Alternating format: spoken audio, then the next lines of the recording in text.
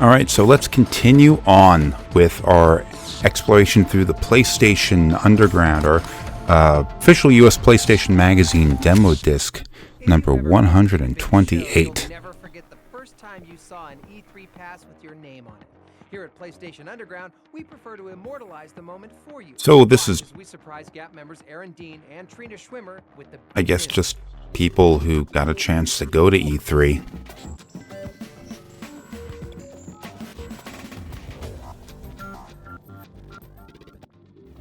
Hi, Trina. Is Trina Schwimmer here? No, she doesn't live here. Oh, I'm sorry, we have the wrong address. Trina? Hello. Aaron Dean? Yeah, what's up? Hi. Hi. How you doing? I'm good, and yourself? Guess what? We've got some big news for you. You're not a finalist in the E3 contest. You won the contest. You're a winner. Oh! I I missed last year. I went the year before that, and I had to get there this year. Can I keep it? Yeah. Put it on your wall. You know, after a hard day of work, come in, get on the SOCOM. Bro's got a third-party controller there. Aww. PlayStation, Sony, thank you all. I would dream about a chance like this and be able to go to E3. I'm excited. I'll see you all there. I play games all the time, but to be able to actually go to the event, the big industry event, is huge for me. I don't know what else to say. I'm excited. So thank you. I appreciate it a lot. Thank you so much. You're very welcome.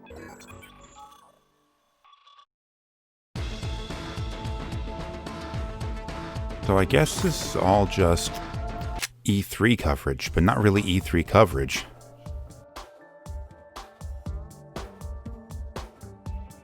Hello. I made this morning on my computer. Hey everybody, welcome to PlayStation Underground's coverage of E3 2006. I'm your host, Diane Mizota. And I'm Steve Truitt, and we're coming at you from the LA Convention Center, where some 600 vendors are going to be demoing 1,000 new products for 60,000 fans just like you.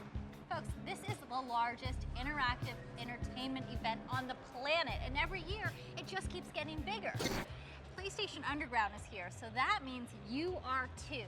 Throughout the week, we're going to be posting new videos every day, so stay tuned for the official word on all things PlayStation. And speaking of that, we got hardware news. We got software news. We're going to be talking about the venerable, the unstoppable PlayStation 2, still crazy after all these years. We're going to be talking about the multifunctional marvel known as the PSP system. You know what that is. And the next generation console, PlayStation 3 system. I can smell it. It's like good cooking. It's like barbecue. It's right back there. We're going to take it for a spin a little bit later. But wait, there's more. We have game developer interviews, press event coverage, and more gamer advisory panel videos than ever before. If you want to know what it takes to make you worthy of being a Gap member, you're just going to have to watch. Put down the remote, grab the can of soda, grab the Cheetos, suck it all down, and sit back and relax. We got a show. That's right, your official E3 PlayStation coverage is right here at e3.playstation.com all week. We'll see you soon. Let's do it. Let's go. No. Escalator show. No. It's tradition. I'm not taking the escalator. Why not? Because I did it 3 years ago, I did it last year, I invented it, and now I'm retiring it. I'm not going to the damn elevator. Yeah, I know it sucks. Yeah, thank you. Next year in the contract, no escalator. Okay, make sure that happens. Thank you. So I recognize Diane Mizota. She's an actress. Steve Truitt, though, well, fuck, I don't know who that is. Not that she's like a major actress. She's like a C-list.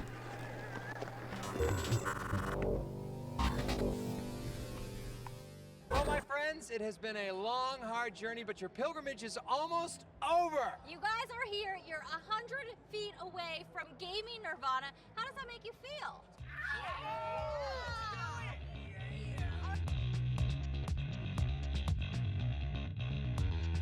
So what's the one thing you're most looking forward to seeing inside? I'm thinking the Guitar Man for PSP. Guitar Hero 2. There's way too much. If you could meet one superstar developer, who would it be? Miyamoto-sama. Hideo Kojima. I saw him yesterday. I didn't get the chance to approach, but today it's on. What did you guys bring with you for this event? It's like unique and exciting. Yeah, anything? Did you bring anything? Any trinkets? Yeah! Downloadable content, right? Bryce forgot his PSP. You special people, you know this. You've been chosen. You're all gifted. We love you. Seriously. I want to go in there. I don't want to be out here. I want to go in there. Gap hug. Wait, is this a real thing? Oh, we're hugging? Come on! Oh, you're such a mugger.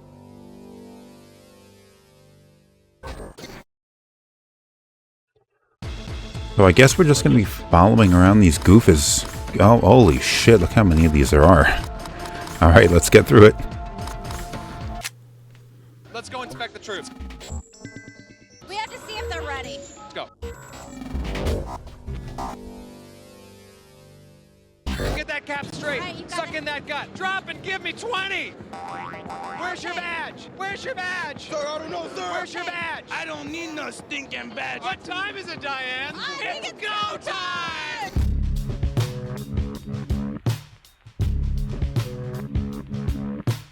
Love you, babe. Love your work.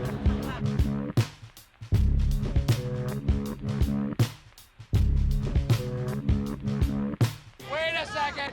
Where's your pass? This is a pass. This is a person. Without either one of those, you don't get into the show. So I looked up Steve Truitt. He's an actor, but he's better known as like a host for shows where he's like sort of the disembodied voice talking over something that's happening. Winner of the scavenger hunt. We have a drum roll, please.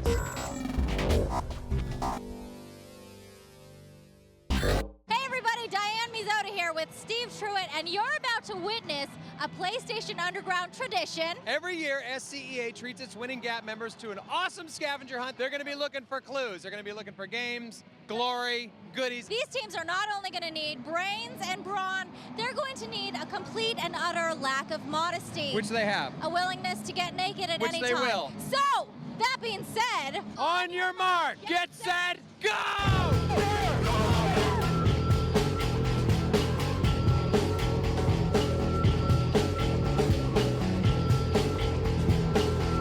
How much tougher can we be than looking like a bunch of street thugs on a subway? Which game Making these people go on a scavenger hunt. Jeez, why would the hell... Oh, friggin', that bald guy's freaking me out. You know, if you're at E3, would you really want to be put on a scavenger hunt?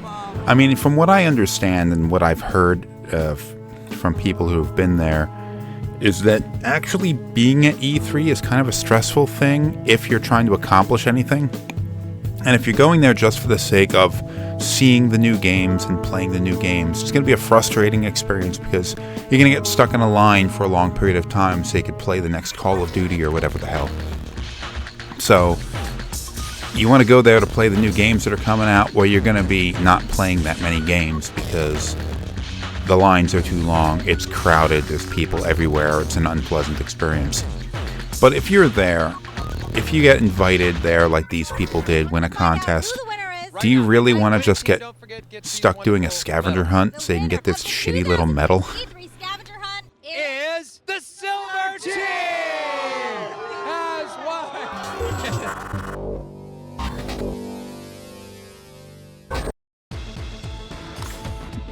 Gap beat sports. Jackmeister, what's your Gap? beat? NBA 07. Like Benjamin, what's your beat? the Being called up clothing retail MLB store? 06, the show. Matty Matt, what's your beat? World Tour Soccer 2006, sir.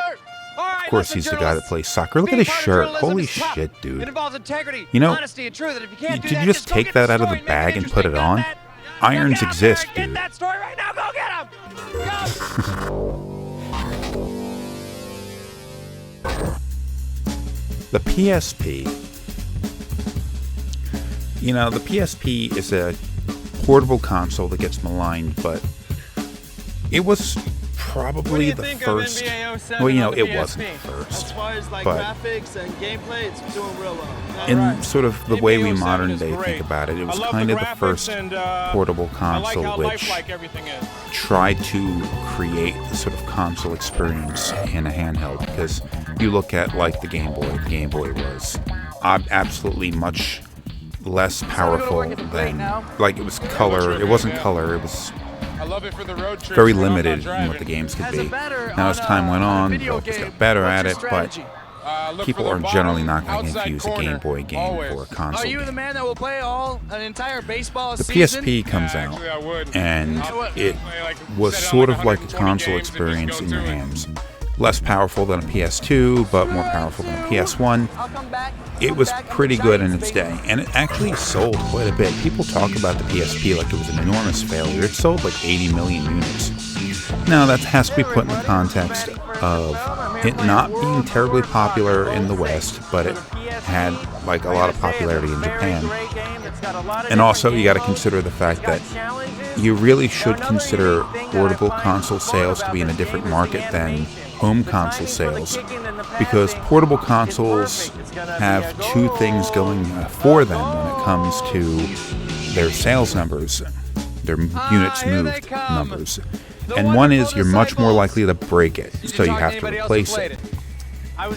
You're not going to convince me that 150 million people bought Nintendo DSs. Didn't freaking happen. I'm a big fan of the baseball. A lot of cases, it was somebody who owned one and then bought the newer version, like the DSi or DS Lite or whatever, or they had it and then they broke the damn thing and had to replace it, and then they broke it again and then had to replace it again, and then broke it again and had to replace it again.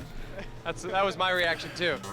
And there's also this other little thing when it comes to portable consoles where a person, like let's say you have a family, you have 3 kids, for example.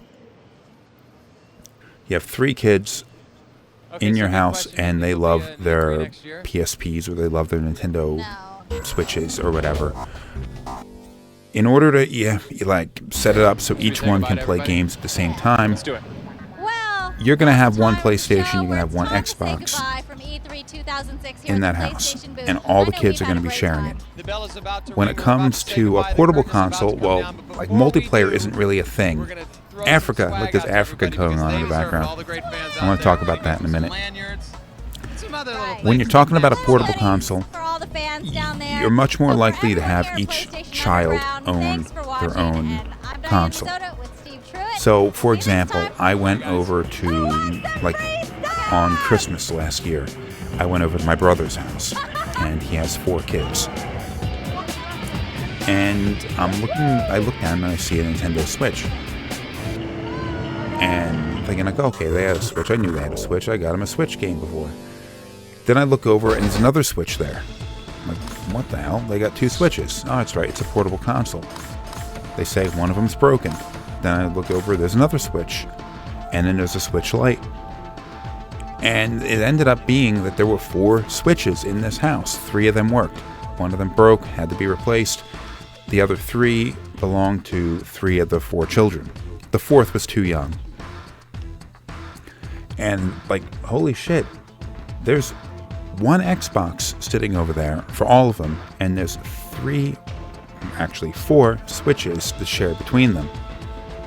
Which, that kind of thing is much more common than you probably think, and it seriously inflates the numbers when it comes to, seriously inflates the numbers when we're talking about the number of consoles sold. It's less of a, like, actual market penetration number than it would be for home consoles, which would go a long way to explain why the DS or the PSP or the Switch sold as many as it did. Not saying that they weren't popular consoles, they just were not as popular as the numbers would indicate.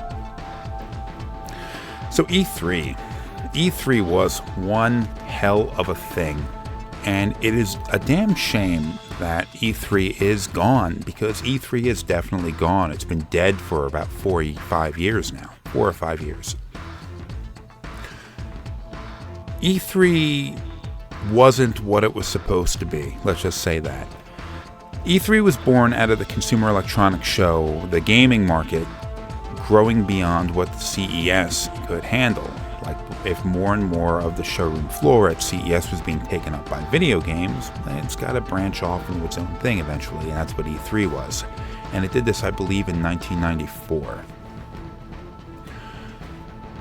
But E3 and CES before it, and like Comdex before that, and all that kind of shit, really the intention behind these was to have developers and publishers a place to show off their products for the retail market.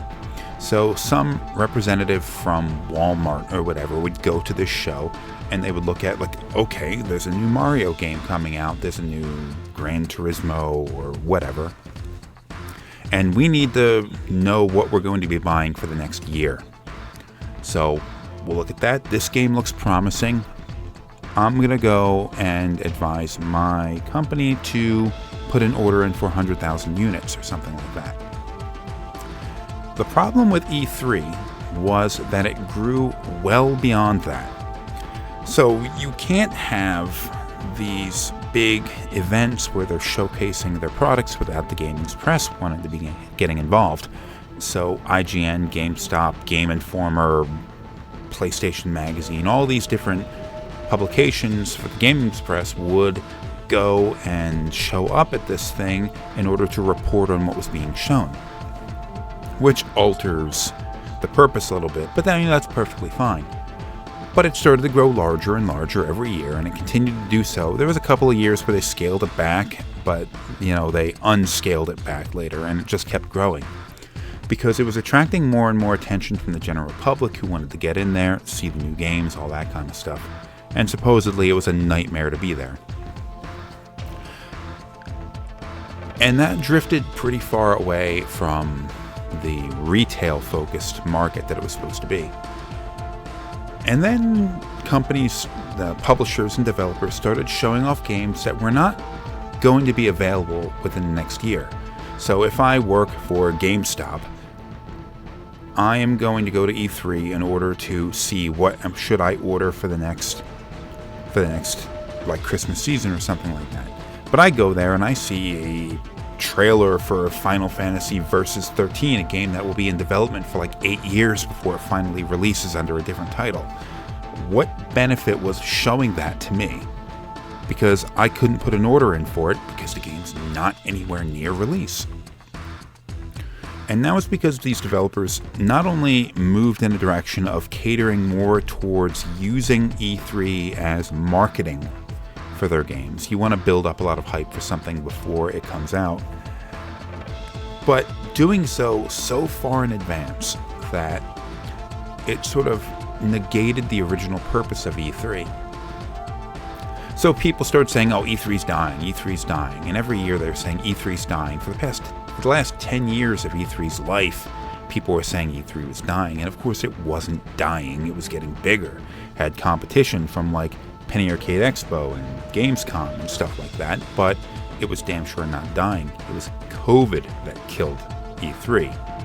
Because for a couple of years, the company that put on the show didn't want to have a lot of people congregating to a packed arena like this. So they called it off for a couple of years, and after that they're like, no, we're just not doing this anymore. So COVID killed E3, not market trends. But it is a shame because this was the time of year, originally in May, then it got pushed to June, when so many game announcements would come out. The new consoles would be announced, you'd see the big press conferences, you'd see new gameplay reveals, new news, new games being announced, all that kind of stuff. So during the 3 or 4 days that E3 went on, I know I would spend a lot of time just like checking back with these various sites and influencers and all that, trying to get new information, what's coming out, what was announced today, what was the trailers look like, what trailers were shown, show me the trailers, YouTube's the thing now, that kind of stuff. And now that E3 is gone, that's sort of gone also. So there is Penny Arcade Expo, and there's Gamescom and Game Developers Conference, stuff like that. But it's not quite the same. You don't see the same concentration of announcements and all that kind of stuff. So E3 was unique, and it is unfortunate that it's gone. And that sucks. But just to give it an idea of how outsized of a benefit E3 was to the market, during that farewell sign-off video, there was a game being played on that Jumbotron in the background. It wasn't actually being played, it was just a trailer that was being played called Africa. Africa was nothing more than a photography game where you take photos of African animals, like in the wilderness, like zebras and giraffes and stuff like that. Not the kind of game that anybody really give a crap about, a very niche market kind of thing. But it got announced, that little trailer there, I think during maybe Sony's press conference. And it was just this maybe 20-30 second trailer of just animals walking around. And I guess maybe it looked uncommonly good at the time, graphics-wise. And it got a lot of attention. Like, I remember the podcasters and crap like that were on and on and on about how anticipated this game was. Like, Africa, what is Africa? I don't know, but it looks so good. And eventually the game did eventually come out, and it landed with a turd in the punch bowl. No one really gave a crap because it was a photography game. Not the kind of thing anybody wants to play. But being shown at E3 when there's so much attention to it, and the trailer grabbed attention, gave it an outsized amount of attention, because guess what? It looked fascinating. It didn't tell you what the hell it was, but it looked fascinating. But this can go other ways too. Like, for example, Sony in maybe 05, something like that. 05, 06, I'm not sure which E3 we're talking about. Probably 05. Had the reveal trailers for a lot of PlayStation 3 games. And the two most infamous among them, infamous was not one of them, was Killzone 2 and MotorStorm. And these games looked ridiculously good, and it's because they were pre-rendered videos that Sony was passing off as gameplay, saying that the PlayStation 3 was such a monstrously powerful machine it was capable of producing games that looked like this. Of course, it wasn't. Killzone 2 looked way too good, and MotorStorm, I mean, that was even worse, although it didn't get quite as much attention. So we reached the point where it's like, oh, Sony got burned. They got raked over the coals for doing this. And ever since then, Sony had sort of retreated back a little bit from doing that kind of thing, because they knew they would be judged. They would be judged harshly for passing off pre-rendered footage as gameplay. So you would think that in a post-PlayStation 3 reveal world, the games industry as a whole would have learned a lesson and would have basically consumer awareness of this kind of shit happening, public awareness of this kind of thing happening would prevent anyone else from doing this. But I remember in 08 or 09, something like that, when Sony and Microsoft were unveiling their motion control systems for the 360 and the PlayStation 3, Sony unveils the Move controller, the little wand with the bubble at the top. And what do? They show live tech demos on screen.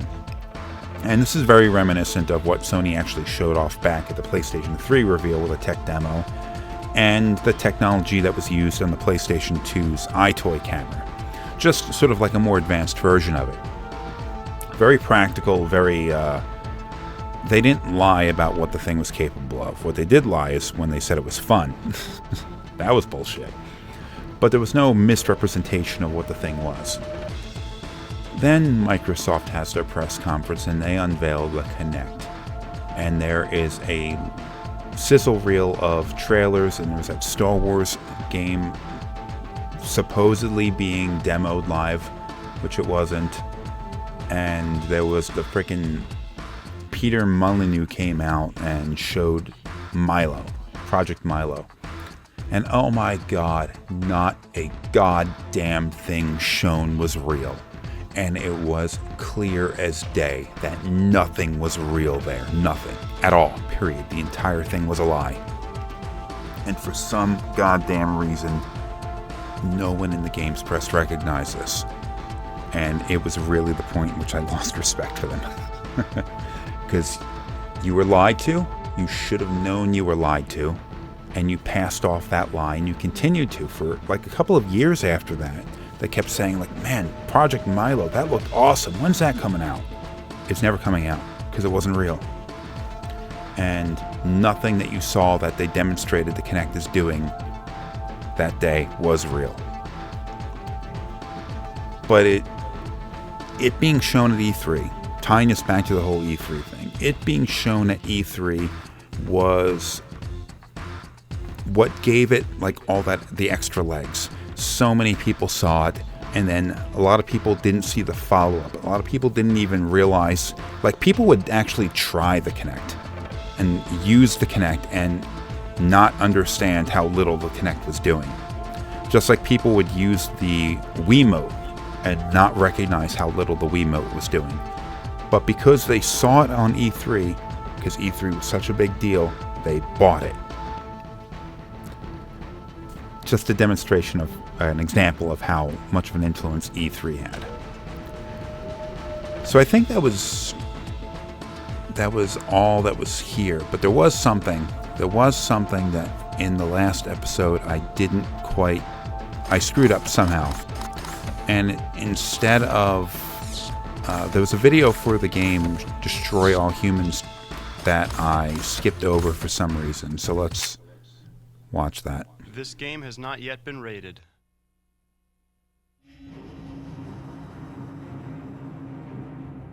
In the 60s, the U.S. was afraid of communism. Russia was afraid of democracy. Tokyo was afraid of giant lizards. And London was afraid of boring fashion. But above all, they were all afraid of one thing.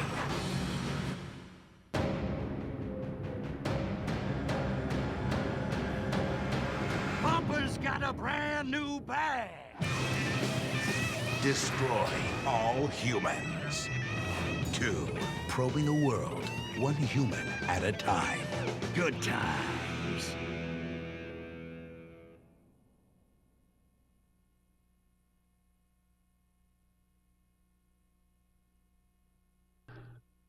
That's a bit of a disappointment because, yeah, it was a little bit funny, but it also didn't show any gameplay. Come on, show some freaking gameplay.